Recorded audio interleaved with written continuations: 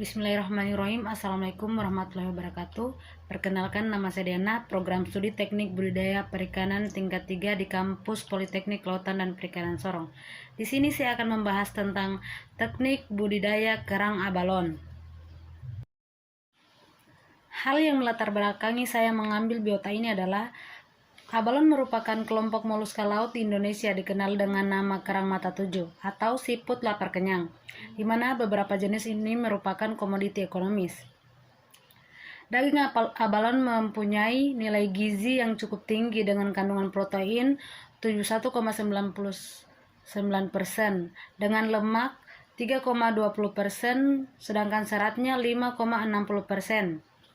Cangkangnya mempunyai nilai estetika yang dapat digunakan untuk perhiasan, pembuatan kancing baju, dan berbagai bentuk barang kerajinan lainnya. Adapun produksi abalon saat ini lebih banyak diperoleh dari tangkapan dari alam. Hal tersebut akan menumbuhkan kekhawatiran terjadinya penurunan populasi di alam. Nah, di sini dikenal juga abalon merupakan salah satu jenis moluska yang lebih dikenal dengan kerang mata tujuh, Medoa atau sea urchin. Abalon juga merupakan gastropoda laut yang hidup di daerah pasang surut dan tersebar di mulai dari perairan tropis. Adapun abalon Holiotis termasuk dalam suku Holiotidae. Walaupun hanya ada satu marga dalam suku Holiotidae, terdapat sekitar 4-7 buah submarga dan jumlah jenisnya berkisar antara 100-130 jenis. Nah, mari kita mengenal klasifikasi dari kerang abalon. Klasifikasi kerang abalon, filumnya adalah moluska, kelasnya adalah gastropoda, subkelasnya adalah Prosoporosia, bangsanya adalah Archaeogastropoda, induk suku Holiotidae, marganya Holiotis. Baik, saya akan menjelaskan tentang bagaimana teknik budidaya kerang abalon. Teknik budidaya kerang abalon dimulai dari pemilihan lokasi. Lokasi budidaya kerang abalon harus berdasarkan kondisi fisik perairannya bagus, kelayakan lokasi budidaya berdasarkan kondisi kimianya juga bagus, lokasi budidaya mudah dijangkau, dan keamanannya terjamin. Yang kedua yang harus diperhatikan adalah persiapan media. Bingkai keramba dapat terbuat dari bahan bambu, kayu atau pipa high density polyethylene. Pelampung untuk mengapungkan keramba di atas permukaan air dapat berupa drum, plastik, atau yang dibungkus styrofoam bahan kedap air. Adapun wadah budidaya dapat berupa rangkaian keranjang plastik berlubang berbentuk persegi panjang. Sebagai contoh, 2 buah keranjang berukuran 45 x 32 x 17 cm yang disusun berhadapan.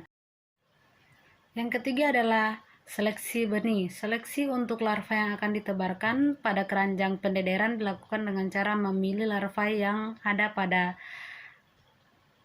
rearing plate ukuran 0,5 sampai 1 cm. Pemilihan larva menggunakan alat berupa spatula dikarenakan larva abalon pada ukuran 0,5 cm sampai 1 cm sudah cukup lengket pada rearing plate, sehingga perlu menggunakan spatula untuk memindahkan larva kerang abalon.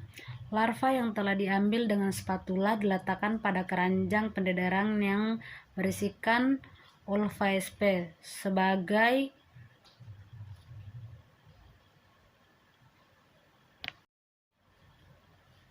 pakan awal pada masa pendederan. Yang keempat adalah pendederan.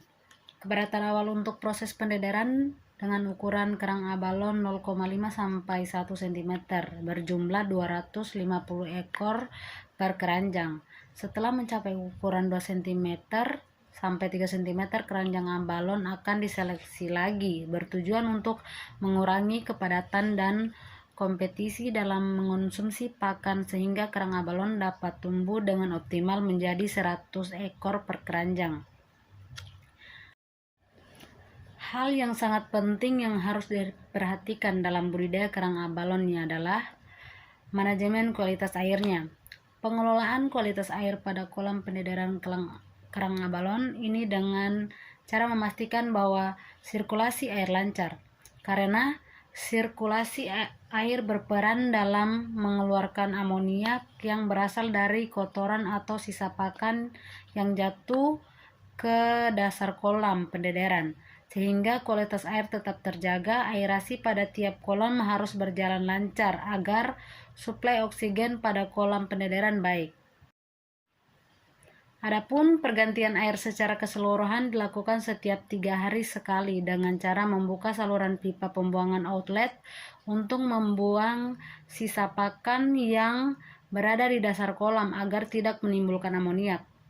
Pakan yang terdapat di dasar akan membusuk dan menimbulkan amoniak sehingga menyebabkan kematian kerang abalon pada kolam pendederan. Nah, setelah itu kita akan melakukan kontrol hama dan penyakit. Hama yang masuk menyerang dan berpengaruh pada kelangsungan hidup abalon dan kompetisi dalam mengonsumsi pakal. Hal ini sesuai dengan cara pencegahan penyakit. Adapun cara untuk pencegahan penyakit adalah pakan yang diberikan harus dalam keadaan segar dan bersih, sedangkan pada Ulva SP tidak ditemukan hama karena Ulva SP diambil dari pinggiran pantai dan bentuknya seperti lembaran plastik, sehingga pada saat pencuciannya tidak dapat ditemukan hama yang menempel.